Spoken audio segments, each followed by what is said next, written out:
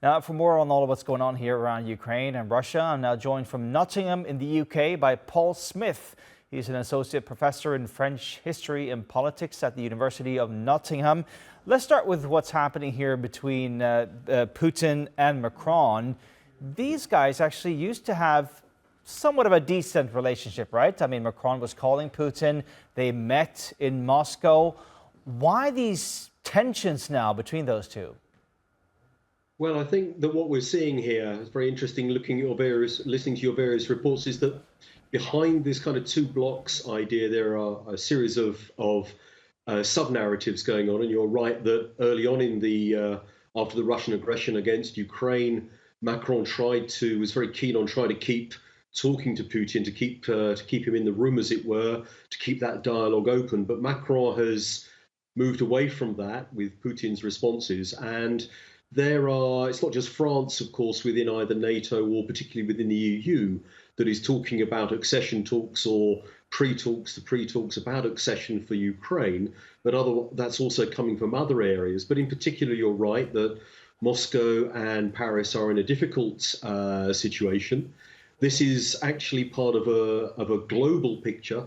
I think the French would see Russia as being responsible for some of the problems that are going on in New Caledonia at the moment through Azerbaijan and through other areas as well, through other interference there. So there are a lot of different levels at which this is playing out.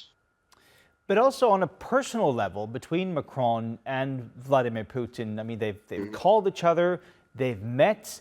But then just a couple of weeks ago, Macron was the first leader in Europe to talk about possibly sending NATO troops into Ukraine. Why have their personal relationship deteriorated so much? I think particularly for those reasons. I mean, I don't know how many of your viewers are aware of the situation that happened last week at the Eiffel Tower, where they discovered these coffins that were there that are kind of have been placed near the Eiffel Tower as a kind of a gimmick. There's a sense in France that the Russians are trying to disrupt through various different ways. That the big risk to the Paris Olympics is actually going to be through various agencies that are operating under orders from Moscow. And that's an enormous challenge to Macron personally, and that kind of has completely frozen the relationship between the two men.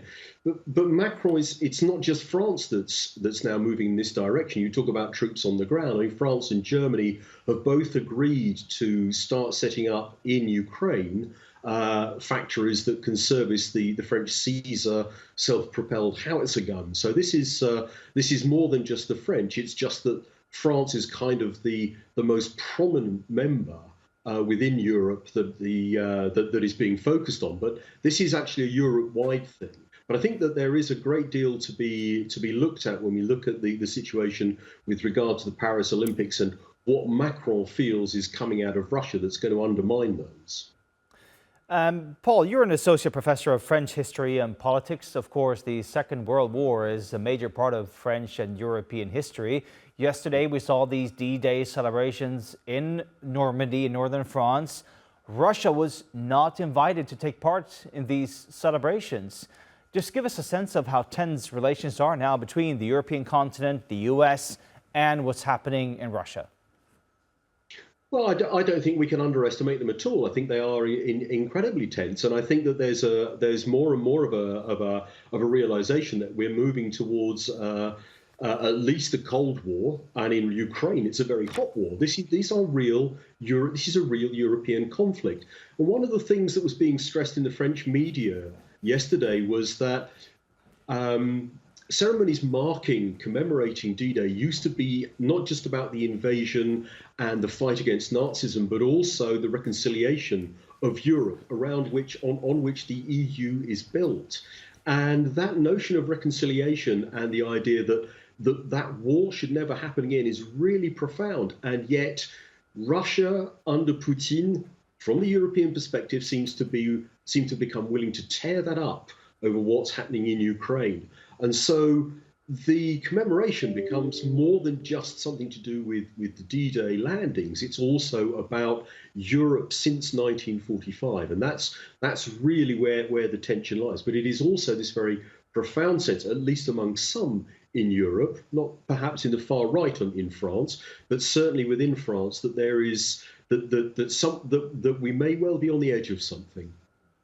Well, certainly during those D-Day celebrations, we celebrated the end of the Second World War, but now certainly war is on the borders of Europe again. That is Paul Smith, an associate professor in French history and politics. Thank you, Paul, for your time here on TRT World.